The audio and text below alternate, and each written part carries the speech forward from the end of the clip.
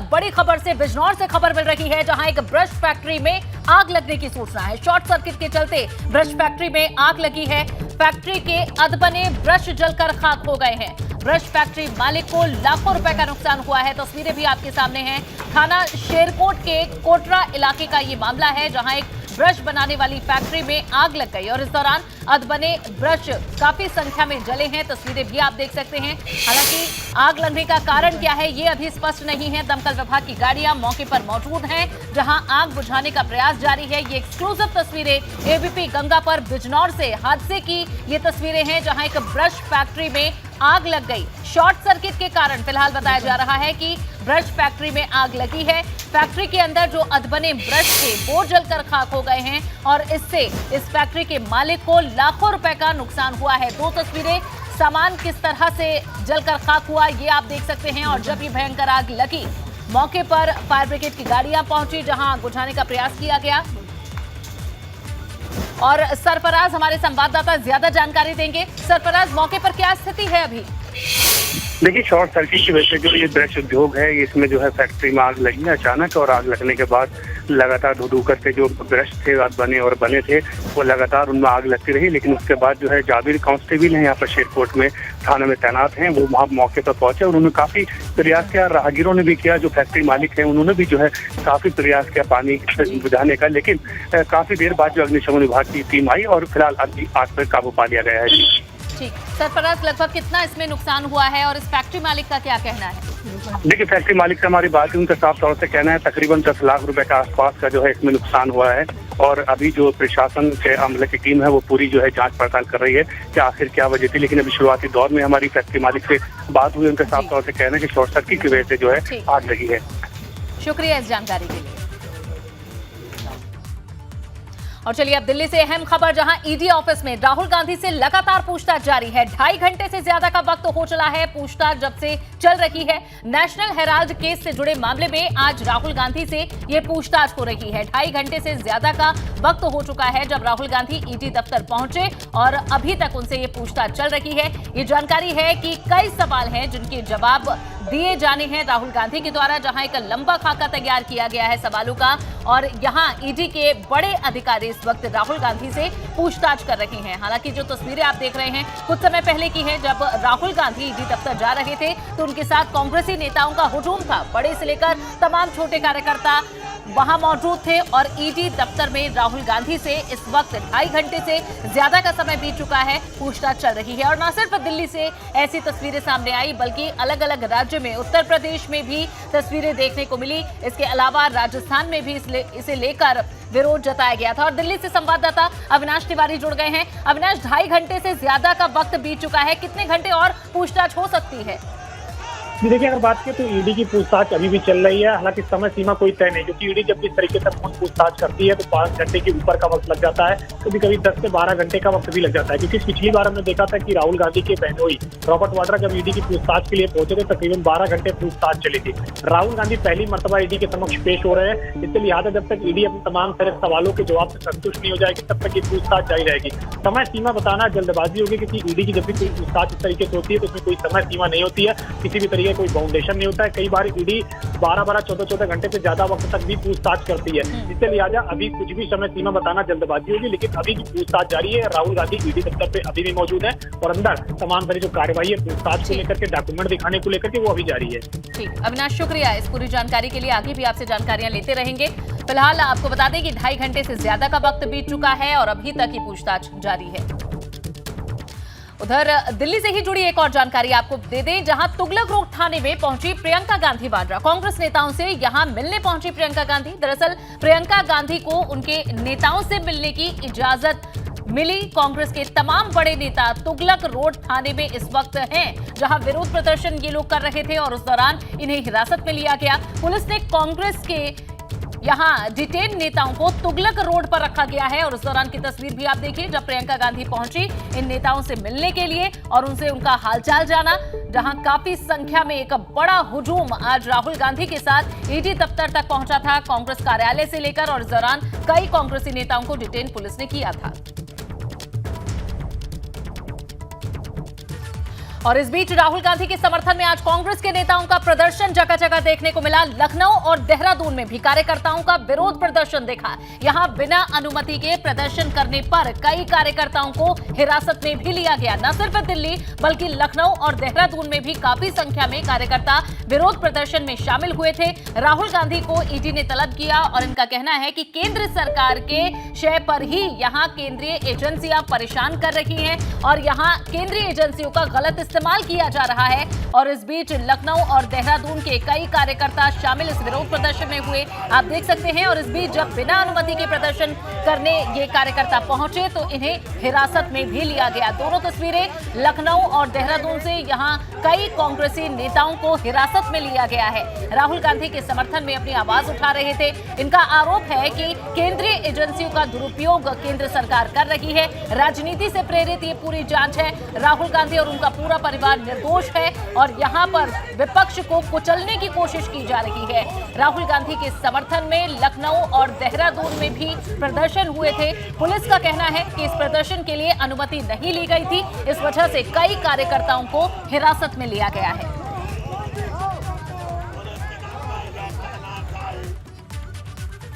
और इस बीच केंद्रीय मंत्री स्मृति ईरानी ने राहुल गांधी से पूछताछ और कांग्रेस के प्रदर्शन पर कई सवाल उठाए। उन्होंने कहा कि भ्रष्टाचार को बचाने की कोशिश की जा रही है। उन्होंने घोषणा की है कि आओ दिल्ली को घेरो, क्योंकि हमारा भ्रष्टाचार पकड़ा गया है।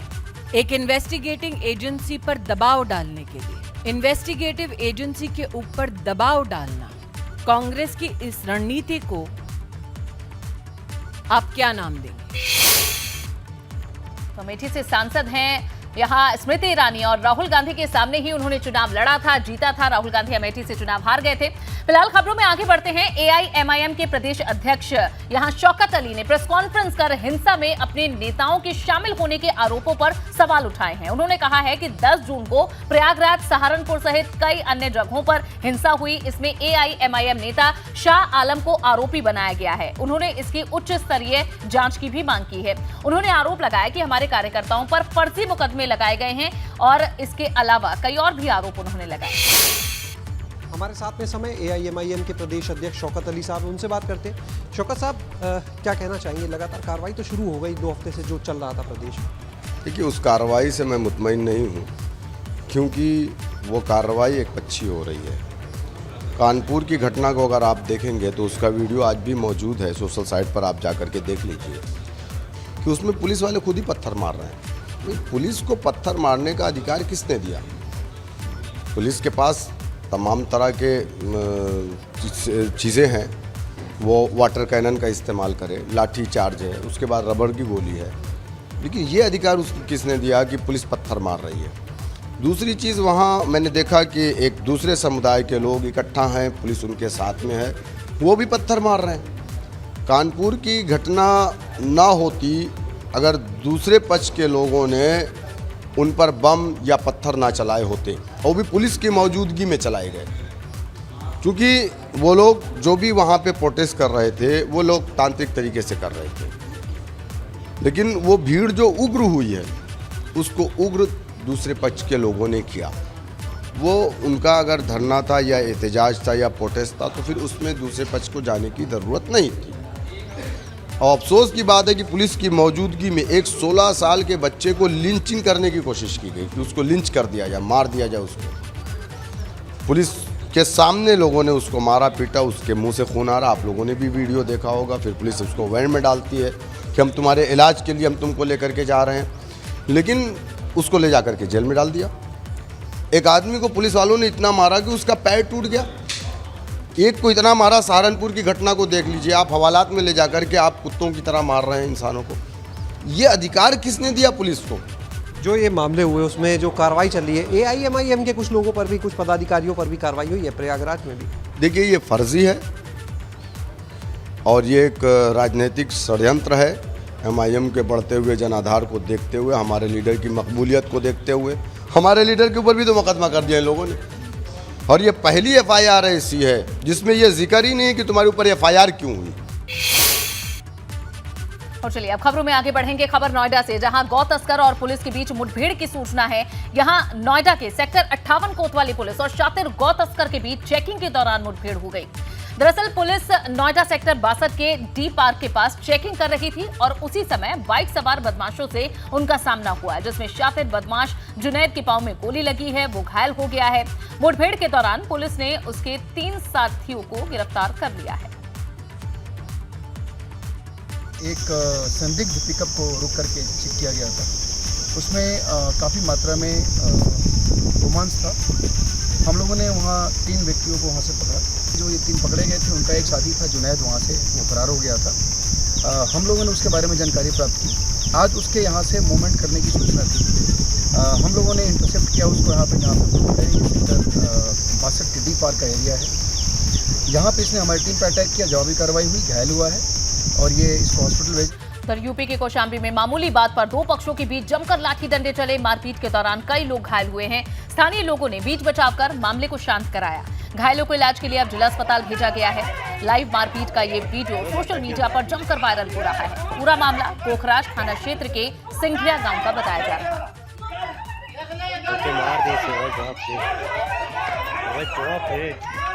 तस्वीरें आपको दिखा रहे हैं, जहां इस मारपीट में कई लोग घायल हुए हैं। मामूली विवाद पर 2 पक्ष मोहल्ले के आपस में भिड़ गए। कौशाम्बी की तस्वीरें हैं। आसपास के लोगों ने, पड़ोसियों ने झगड़े को सुलझाने का प्रयास किया, लेकिन इस बीच कई लोगों के घायल होने की सूचना। वीडियो वायरल हुआ है जिसको बताया जा रहा है कि थाना क्षेत्र पोखराज का है। थाना पोखराज को निर्देशित किया गया है कि इसकी जाँच कर लें, किस हल्के की और किस चौकी का मामला है, उस आधार पर विधिक कार्रवाई कर लें और घटना सत्य है मुकदमा पंजीकृत कर लें और जो विधिक कार्रवाई उसको कर लें। उधर बुलंदशहर से खबर, जहां सोशल मीडिया पर आपत्तिजनक पोस्ट मामले में गिरफ्तारी हुई है। आरोपी पर मुकदमा दर्ज कर ये गिरफ्तारी की गई है। नदीम नाम के युवक को खानपुर पुलिस ने गिरफ्तार किया है। बुलंदशहर के थाना खानपुर का ये बताया जा रहा है मामला, जहां सोशल मीडिया पर एक पोस्ट वायरल हुआ था, जिसके बाद पुलिस ने अब इस मामले में शख्स को गिरफ्तार कर लिया है। आपत्तिजनक ये पोस्ट था जो लिखा गया था नदीम नाम के युवक द्वारा, जिसकी अब गिरफ्तारी हो चुकी है। 10 जून को टांडा में हुए बवाल प्रदर्शन और पत्थरबाजी मामले में जहां पुलिस आरोपियों पर लगातार शिकंजा कस रही है। अब तक 34 आरोपियों को पुलिस के द्वारा गिरफ्तार किया जा चुका है। बवाल में शामिल अन्य लोगों तक पहुंचने के लिए पुलिस उपद्रवियों की फोटो टांडा शहर के चौराहे समेत अन्य सार्वजनिक स्थलों पर चस्पा कर रही है, ताकि जो दोषी हैं उन पर कड़ी कार्रवाई की जा सके। इस दौरान पुलिस ने अपील कर लोगों से कहा है कि किसी भी निर्दोष पर कोई कार्रवाई नहीं होगी, लेकिन जो दोषी होंगे उन्हें बख्शा नहीं जाएगा। इस तरह पोस्टर लगाए गए हैं उन लोगों के जो इस उपद्रव में शामिल थे। पिछले फ्राइडे को नमाज कायदे से अदा हो गई। उसके बाद कुछ लोगों ने, एक फराज नाम का लड़का था, उसके नेतृत्व में विरोध प्रदर्शन करना चाहा, जुलूस निकालना चाहा, जिसको रोका गया। इस पर कुछ पत्थर फेंके उन लड़कों ने, उनके खिलाफ एक मुकदमा है। उस मुकदमे के अंतर्गत जो वीडियो फुटेज मीडिया के द्वारा और पुलिस के द्वारा बनाया गया उस घटनाक्रम का, उसमें जो लोग अपीयर हुए, जो बदमाशी कर रहे थे, उन सब की फ़ोटो निकाली गई है और उनकी पहचान कराई जा रही है। उन सब के खिलाफ मुकदमा कायम है। पहचान कराई जाने के लिए वो छोटे छोटे उनके फोटोज लगाए गए हैं। और अब खबर बागपत से, जहां मध्य प्रदेश के बालू माफिया का बड़ा फर्जीवाड़ा सामने आया है। यहां मृत व्यक्ति के घर पहुंची 39 करोड़ 40 लाख रुपए की आरसी। दरअसल बालू का पट्टा लेने में साल 2019 में मध्य प्रदेश के टीकमगढ़ में फर्जी आईडी का इस्तेमाल किया गया था। रामधन शर्मा की कोरोना काल में मई 2020 में मौत हो चुकी है और जब मृत व्यक्ति के नाम से करोड़ों की आरसी देखी तो सब हैरान रह गए। मृत व्यक्ति के बेटे ने अब प्रशासन से न्याय की गुहार लगाई है। परिवार के लोगों का कहना है कि उनका मध्य प्रदेश और बालू खनन से दूर दूर तक वास्ता नहीं है। ये पूरा मामला बिनौली थाना क्षेत्र के जीवाना गालियान का बताया जा रहा है। उधर मेरठ के सिविल लाइन इलाके में साकेत में रहने वाले वीरेंद्र पाल सिंह के घर पर बदमाशों ने लोगों को बंधक बनाकर लूट की वारदात को अंजाम दिया है। मेरठ के पौष इलाके में एक ट्रैवल एजेंसी के मालिक के घर में बीती रात बदमाशों ने घर में मौजूद लोगों को हथियारों के बल पर बंधक बनाकर लूटपाट की वारदात को अंजाम दिया है। बदमाश दरवाजा तोड़कर घर में घुसे थे और 25 तोले सोने के जेवर, नकदी, तकरीबन 1 किलो चांदी के सिक्के और बर्तन ले गए। वारदात की खबर मिलते ही पुलिस बल के साथ फोरेंसिक डॉग स्क्वाड और सीओ भी पहुंचे। फिलहाल पुलिस मामले की पड़ताल में जुटी है।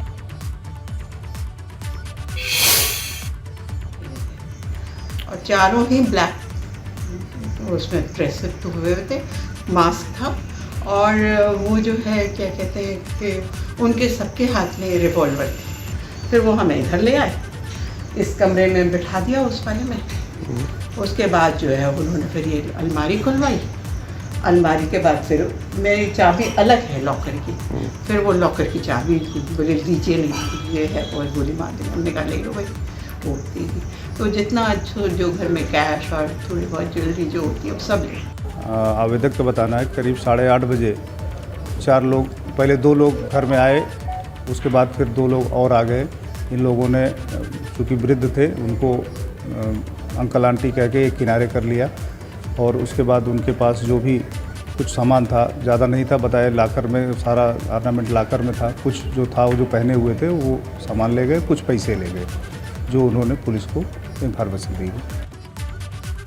और खबर हापुड़ से। हापुड़ में तमंचे से फायर करते हुए युवक का वीडियो सोशल मीडिया पर वायरल हो रहा है। युवक का नाम शाबेज बताया जा रहा है। आप साफ साफ देख सकते हैं कि किस तरह से टशन में ये व्यक्ति अवैध असले से फायरिंग कर रहा है। पूरा मामला हापुड़ नगर कोतवाली क्षेत्र के रामपुर रोड का बताया जा रहा है।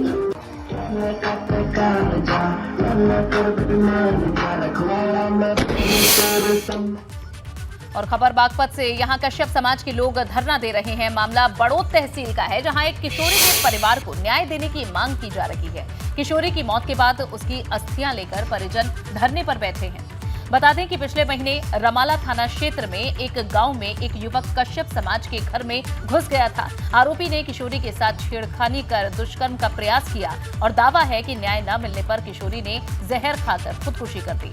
वहीं धरना प्रदर्शन कर रहे कश्यप समाज के लोगों को पुलिस ने धक्के देकर खदेड़ा और 7 लोगों को हिरासत में भी ले लिया। मौके पर पुलिस बल तैनात है। उत्तर प्रदेश के मुजफ्फरनगर जनपद में रविवार को पहुंचे कारागार राज्य मंत्री का नगर में शिव चौक पर पहले तो प्रजापति समाज ने जोरदार स्वागत किया, जिसके बाद कारागार राज्य मंत्री धर्मवीर प्रजापति ने जिला कारागार में पहुंचकर एक महिला बंदी की बेटी का पहले जन्मदिन पर केक काटकर उसका जन्मदिन मनाया। आपको बता दें कि जिला कारागार में मनाए गए इस जन्मदिन का वीडियो अब सोशल मीडिया पर जमकर वायरल हो रहा है। महिला बंदी 376 के मुकदमे में जेल में बंद है। पहला जन्मदिन था आज, उसी के लिए माननीय मंत्री जी आज कारागार में पधारे थे और उस महिला की बच्ची के जन्मदिन में उसका केक कटवाकर उसका जन्मदिन मनाया, उसका शुभारंभ किया। इससे एक माननीय मंत्री जी की जो सहृदयता है और जो मानवता है, एक अभिभावक के रूप में उन्होंने बड़ा अच्छा संदेश दिया है कि कपूसमत कारागार परिवार के बंदी और कारागार परिवार एक परिवार है और उसके वो अभिभावक हैं। मुझे पता लगा कि एक बच्ची जिसका आज जन्मदिन है और वो महिला बच्ची के साथ आज जेल में है और वो उनका घर परिवार का कोई नहीं है, उनके उस बच्ची के पिता भी नहीं और वो महिला मनाना चाह रही थी, उसका जन्मदिन पहला जन्मदिन है।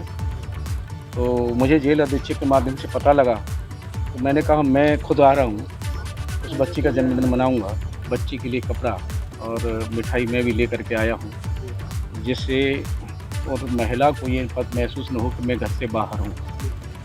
इंसान होते हुए हमारी एक मानवीयता व्यवहार भी हमारा होना चाहिए और यहाँ की व्यवस्था इन्होंने करके रखी थी, तो मुझे इजरायली प्रतिनिधि मंडल ने सीएम योगी से मुलाकात की है। सीएम आवास पर मुख्यमंत्री से इजरायली प्रतिनिधि मंडल मिला है। इजराइल के राजदूत यहां नाओर गिलोन के नेतृत्व में ये मुलाकात हुई है। इजराइल और भारत के बीच मजबूत सामरिक संबंध पर इस दौरान बातचीत हुई और इस मुलाकात की तस्वीरें भी आपके सामने हैं। मुख्यमंत्री आवास पर ये मुलाकात की है इजराइल के राजदूत नाओर गिलोन की ये तस्वीर सीएम योगी आदित्यनाथ के साथ, जहां अच्छे और बेहतर रिश्तों के लिए यहां चर्चा हुई है। इजराइल और भारत के बीच मजबूत सामरिक संबंध पर ये चर्चा हुई है, मुलाकात हुई है। ये तस्वीरें जहां इजरायली प्रतिनिधि मंडल सीएम योगी से मुलाकात करने आज पहुंचा लखनऊ, वहां की तस्वीरें सीएम आवास पर मुख्यमंत्री से इजरायली प्रतिनिधि मंडल ने मुलाकात की है।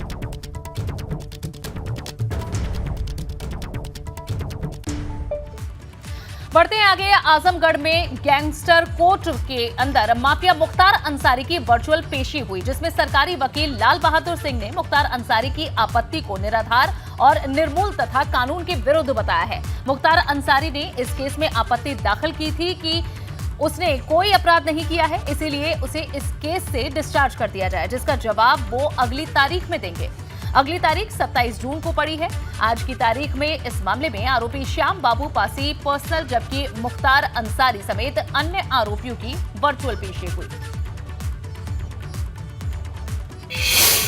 मुख्तार अंसारी के मुकदमे में उनकी आपत्ति थी कि हम लोगों ने कोई अपराध नहीं किया है, हमको डिस्चार्ज कर दिया जाए, और उनकी आपत्ति पर हमको प्रत्युत्तर मांगा था न्यायालय ने। हमने दे दिया कि इनकी दरख्वास्त निर्मूल है, निराधार है, कानून के विरुद्ध है, खारिज कर दिया जाए। और उसकी प्रतिलिपि फिर सरकार उधर के वकील ने लिया है इन लोगों ने कि साहब हमको कापी दे दिया जाए, अब हम इस पर आर्गूमेंट करेंगे। तो आज की और कोई कार्रवाई नहीं होकर के आरोप पर बहस के लिए 27 तारीख निश्चित हो गई।